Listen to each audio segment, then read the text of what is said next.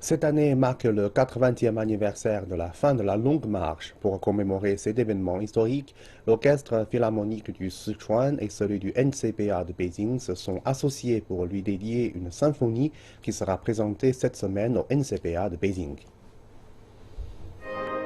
La Longue Marche a consisté en une retraite tactique de 2 ans de l'armée rouge chinoise sous la pression des forces du Kuomintang dans les années 30.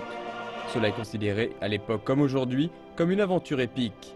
Afin de commémorer le 80e anniversaire de la victoire de la Longue Marche, ce concert de musique symphonique décrit certains des événements clés qui ont eu lieu au cours de cette aventure. C'est le premier concert symphonique dédié à la Longue Marche. En combinant les différents styles régionaux de province tels que le Jiangxi, le Sichuan et le Shanxi, avec les mélodies si typiques des minorités ethniques des Han, des Tibétains, des Yi et des Xiang, nous représentons les scènes de la Longue Marche à l'aide d'une musique aux multiples aspects. Ce concert est une collaboration entre l'orchestre du NCPA et de l'orchestre philharmonique du Sichuan.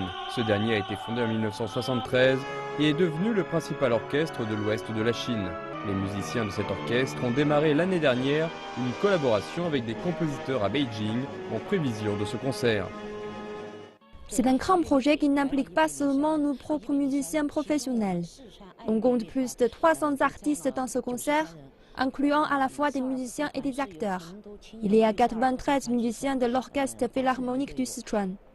Et le chœur est composé pour la plupart par des élèves d'école primaire et de collège du Sichuan.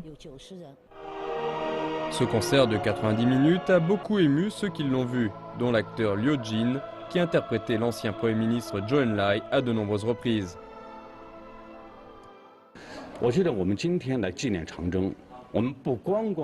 Aujourd'hui, nous célébrons non seulement la victoire de la Longue Marche et le sacrifice fait par les martyrs, mais également l'esprit et la philosophie qui se trouvent au-delà de la marche historique, qui est de rester fidèle à ses idéaux et ses valeurs, quelle que soit la difficulté.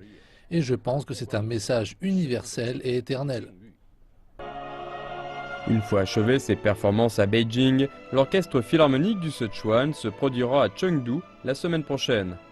La troupe prévoit ensuite d'effectuer une tournée qui passera par plusieurs villes le long de la route correspondant à la Longue Marche.